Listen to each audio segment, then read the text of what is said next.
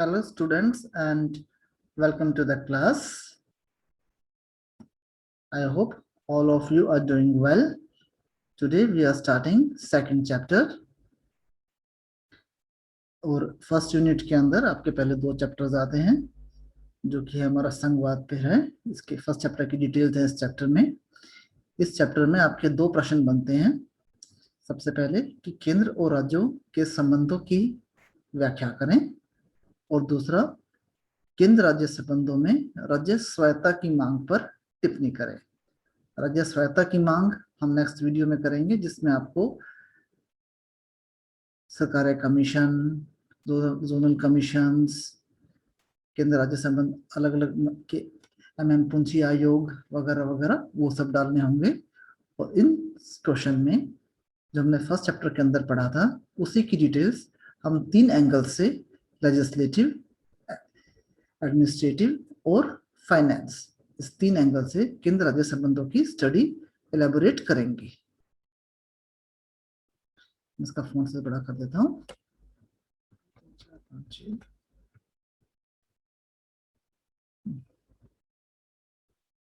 ठीक है, I think सही रहेगा।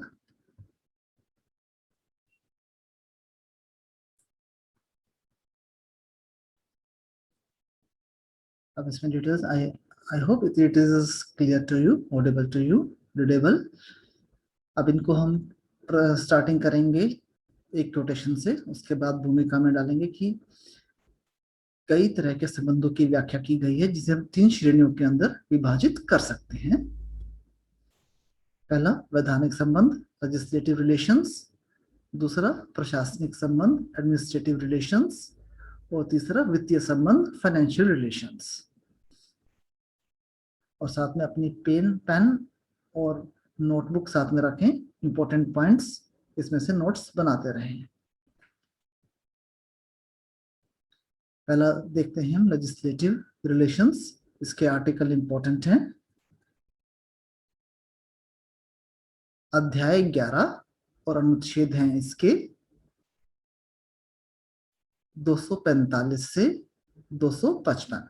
ध्यान रखना, अध्याय 11 में दिया गया है 245 से 255। ये सभी एक्ट्स, आर्टिकल्स एक अलग नोट बना के नोटबुक में अलग से बना के रखने हैं तुम्हें, क्योंकि ये तमाम आर्टिकल्स कंपटीशन एग्जाम्स के अंदर पूछे जाएंगे। हमारा पर्पस सिर्फ यूनिवर्सिटी का एग्जाम क्लियर नहीं करना नहीं है। यूनिवर्सिटी का पर्पस तो इजीली क्लियर हो जाएगा।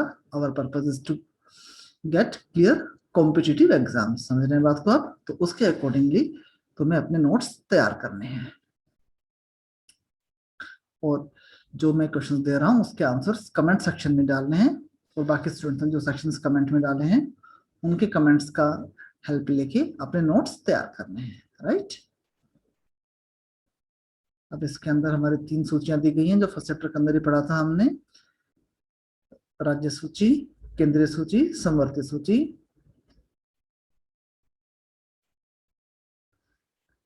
संघीय सूची 100 विषय, राज्य सूची 61 विषय और समवर्ती सूची 52 विषय। आपको पता है संघीय सूची में कानून बनाने का अधिकार केवल केंद्रीय संसद को प्राप्त है। रक्षा, मुद्रा, विदेशी मामले यानी कि फॉरेन अफेयर्स, इस तरह के विषय, टेलीकम्युनिकेशन यानी कि भारतीय एयरटेल, जियो वगैरह, ये भी केंद्रीय सूची के अंदर रखा जाता है। अब राज्य सूची 61 विषय, आराम ध्यान रखने वाली, इसमें इजी टू अंडरस्टैंड ये है कि जो हमारे काम के विषय हैं जैसे कि मकान, सड़क, पानी, स्वास्थ्य, जो हमें चाहिए होता है, जो सरकार को काम करने होते हैं, सब काम इजी टू अंडरस्टैंड कि ये सारा फंक्शंस सेंट्रल गवर्नमेंट ने स्टेट गवर्नमेंट को ऊपर हैंड ओवर कर दिया, अपनी जिम्मेवारी से पल्ला झाड़ लिया है, जो असली काम करने वाले काम है। तो यानी कि हमें सड़क प्रोवाइड करनी है, हाउसिंग देने हैं, रोटी कपड़ा मकान, सब सरकार स्टेट गवर्नमेंट के हवाले, और केंद्र सरकार सिर्फ वाहवाही लूटेगी इसमें। और इवन हाँ, पुलिस पुलिस भी जो है लॉ एंड ऑर्डर जो स्टेट का मेन काम है, ये भी केंद्र सरकार ने अपना पल्ला झाड़ दिया है, स्टेट गवर्नमेंट्स के हवाले कर दिया है। और साधारण स्थिति में इन विषयों पर कानून कौन बनाता है? स्टेट की विधानसभा। लेकिन सेंट्रल गवर्नमेंट भी इनके ऊपर कानून विशेष परिस्थिति में बना सकती है, जो हम एकात्मक लक्षणों में देखते आए हैं, आगे और स्टडी करेंगे। समवर्ती सूची में 52 विषय हैं जिनमें दोनों बना सकते हैं कानून। दोनों बनाने का मतलब है कि सेंट्रल गवर्नमेंट के कानून ही माने जाएंगे। इसमें सबसे जो बढ़िया है काम है वो है कि इलेक्ट्रिसिटी इसके अंदर डाली गई है, बिजली। बाकी सड़क, बिजली, पानी में सिर्फ बिजली ऐसा है जो इसमें डाला है, बाकी सब चीजें स्टेट लिस्ट में डाल दी गई हैं। उसके अलावा जो और विषय हैं इसमें criminal and civil procedure, marriages and divorce, economic and special planning, trade unions, newspapers, books, family planning, ये सब समवर्ती सूची के अंदर डाला गया है। इसको अपने नोट्स के अंदर पॉइंट्स बनाते जाओ। ऐसे क्वेश्चंस कंपटीशन एग्जाम में अक्सर आते हैं, एक नया क्वेश्चन जरूर आ जाता है कि कौन सा विषय कौन सी सूची में है, you have to figure it out. फिर अवशिष्ट शक्तियां कनाडा की तरह सेंटर के पास में है, और आर्टिकल नोट कर लें इसका 248। और एग्जांपल कनाडा की तरह अवशिष्ट शक्तियां सेंटर के पास है, बची हुई पावर्स, रेजिडुअल पावर्स, राइट। अब हमने जैसे पहले देखा था कि अब राज्य सूची में किन विषयों पर स्टेट लिस्ट में सेंट्रल गवर्नमेंट यानी कि सेंट्रल लेजिस्लेचर, लोकसभा राज्यसभा कानून बना सकती है, ये काफी इंपॉर्टेंट है। 249 से 253 तक के आर्टिकल्स हैं। ये आर्टिकल्स बहुत इंपॉर्टेंट हैं, कंठस्थ होने चाहिए। आर्टिकल 249 जिसमें राज्यसभा राज्य सूची के विषयों पर अपना कानून बनाती है। राज्यसभा के लिए 2/3 मेजोरिटी से प्रस्ताव पारित होना चाहिए, यानी कि 250 लोग अगर मैम प्रेजेंट हैं तो 250 मेंबर्स का 2/3 हो गया आपका अराउंड। ये कमेंट्स के अंदर डालना 150 के अराउंड कितना होता है, let me check it out. आपातकाल इसमें पूरे देश के अंदर भी लगाया जा सकता है, लिख देता हूं मैं, नोट कर लें। पूर्ण या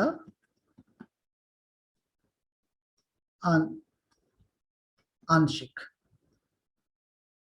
तो पूर्ण या आंशिक किसी भी स्टेट में लगाया जा सकता है। और अब तक कितनी बार आपातकाल लगाया गया है? 3 बार। ईयर नोट कर लें। सबसे पहले 1962 में भारत चीन युद्ध में, उसके बाद 1971 के अंदर भारत पाकिस्तान युद्ध में, और तीसरी बार 1975 में। तब था 1975 में आंतरिक अशांति था, फिर संविधान के 44वें संशोधन में आंतरिक अशांति शब्द को डिलीट कर दिया गया। अब केवल विद्रोह, सशस्त्र क्रांति, बाहरी देश पे आक्रमण, युद्ध या सशस्त्र विद्रोह पर ही आपातकाल लगाया जा सकता है। इसके बारे में हम राष्ट्रपति की शक्तियों में पिछले सेमेस्टर में पढ़ चुके हैं। अब ऐसी स्थिति के अंदर भी हम लोकसभा, राज्यसभा, देश की संसद राज्य सूची पर कानून बना सकती है संकट काल की घोषणा करने के बाद।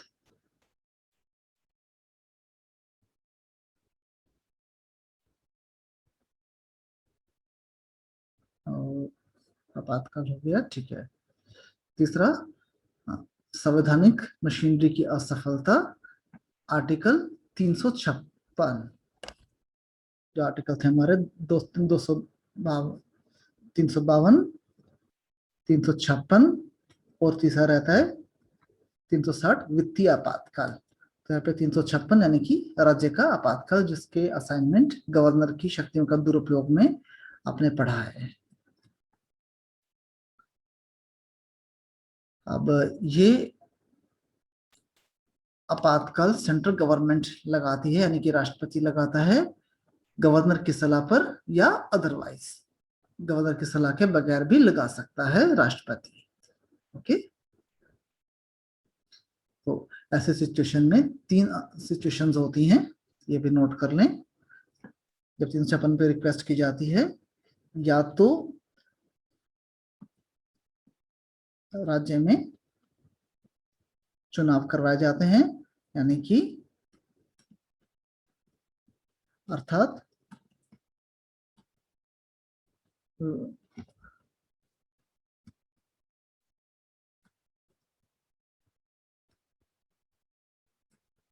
विधानसभा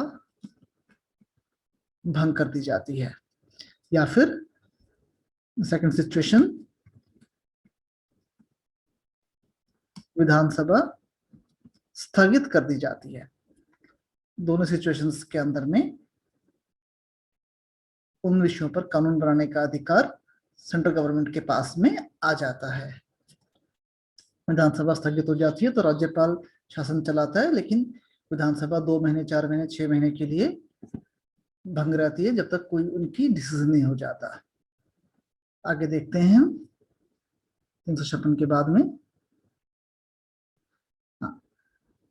अंतरराष्ट्रीय समझौतों को लागू करने के लिए इसका आर्टिकल नोट कर लें आप। इसका आर्टिकल है 253। इसमें इंपॉर्टेंट पॉइंट ये है कि जो आपका संयुक्त राष्ट्र को अंतरराष्ट्रीय समझौते करने के लिए एक देश की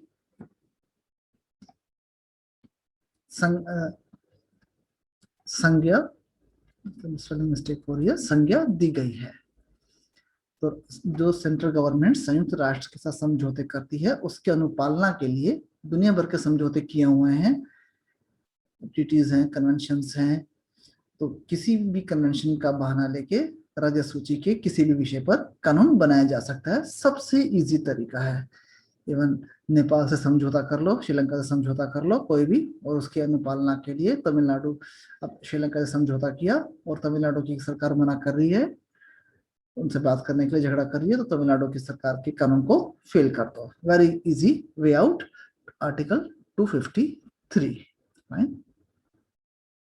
फिर नए राज्यों की गठन के लिए, इसमें अब पश्चिम बंगाल में दीदी ने स्टेट का नाम चेंज करने के लिए प्रस्ताव भेजा। पहले बोला भंग कर, पश्चिम बंगाल की जगह पश्चिम बंग कर दो, फिर कुछ और नाम बोला। ऐसे ही अलग अलग, इससे पहले यूपी के अंदर मायावती ने कहा कि 4 स्टेट्स में डिवाइड कर दो स्टेट को, प्रस्ताव पारित करवा लिया, मगर ऐसा कुछ नहीं हुआ, क्योंकि ये सारे कम ज्यादा, स्टेट का नाम चेंज करना, स्टेट को छोटा बड़ा करना, ये सारे के सारे पावर्स किसके पास हैं? सिर्फ संसद के पास, यानी कि लोकसभा के पास है।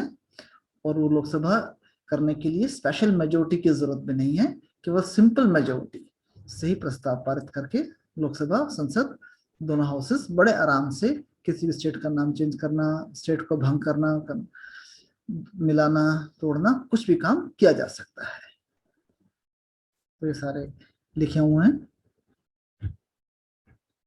आगे देखते हैं एडमिनिस्ट्रेटिव रिलेशंस, प्रशासनिक संबंध, 256 से 263। 256 में सबसे इंपॉर्टेंट आर्टिकल इसका 256 263 है। 256 के अंदर ये है कि शांति काल में स्टेट्स के लिए केंद्र सरकार की बातों को मानना, उनके कार्यकारी आदेशों को मानना कंपलसरी है।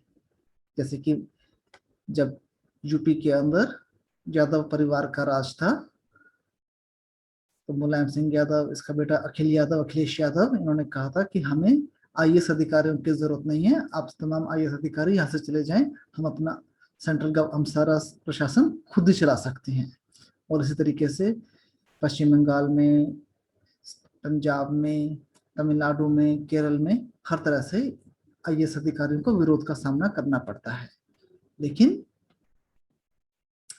256 से आईएएस अधिकारी लेते हैं कि आपको हमारी बात माननी कंपलसरी है। ओके,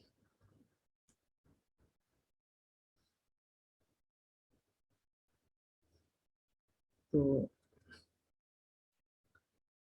पहला पॉइंट, आर्टिकल 256 से रिलेट है कि प्रशासनिक मामलों में किसी प्रकार का आदेश दिया जा सकता है। सेकंड पॉइंट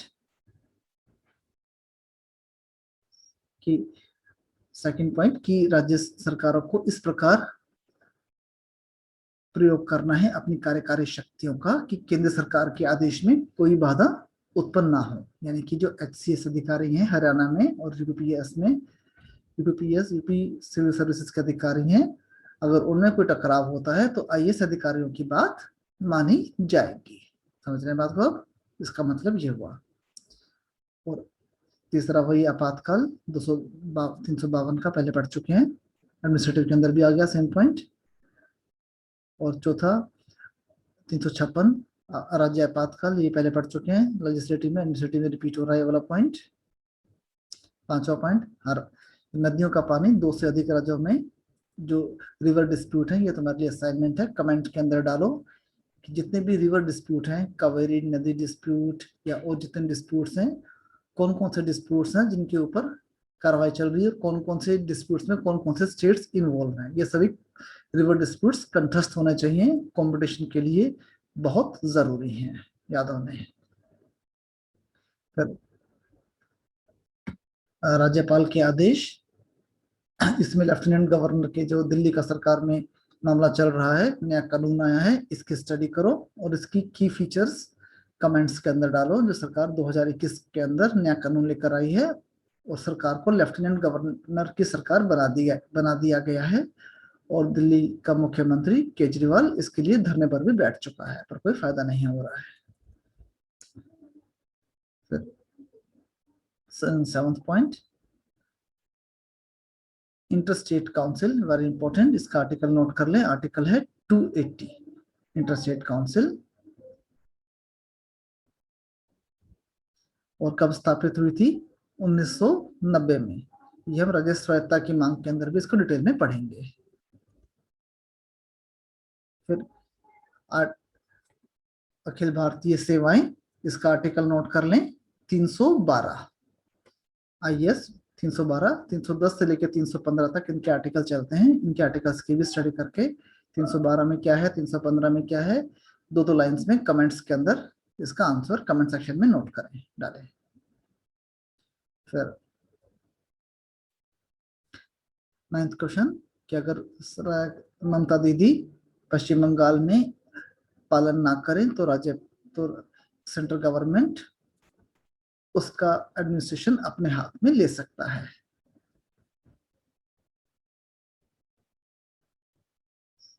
फिर इसके अलावा 11th पॉइंट कि शांति व्यवस्था के लिए CRPF और अर्धसैनिक बलों की तैनाती की जा सकती है।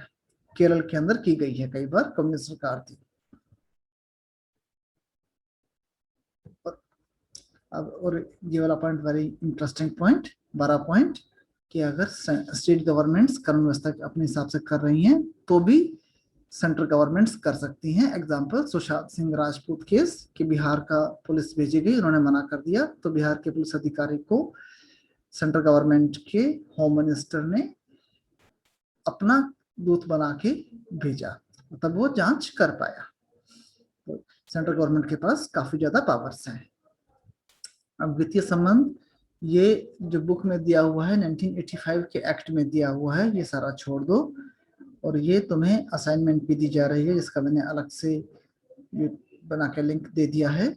GST जो नया कानून पास हुआ है, वित्तीय संबंध आज के तारीख में GST से रिलेट होते हैं। GST के ऊपर तुम्हें एक पूरी की पूरी असाइनमेंट बना के सबमिट करनी है। तो इसलिए मैं और 1985 का जो बुक का पोर्शन है वित्तीय संबंध का, वो सारा छोड़ देना, GST के अकॉर्डिंगली ही सारा इसको लिखना है।